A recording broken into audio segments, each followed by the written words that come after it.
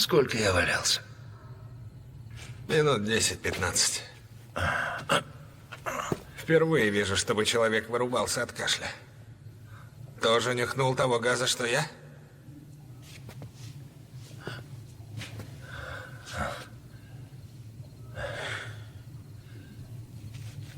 У меня рак легких.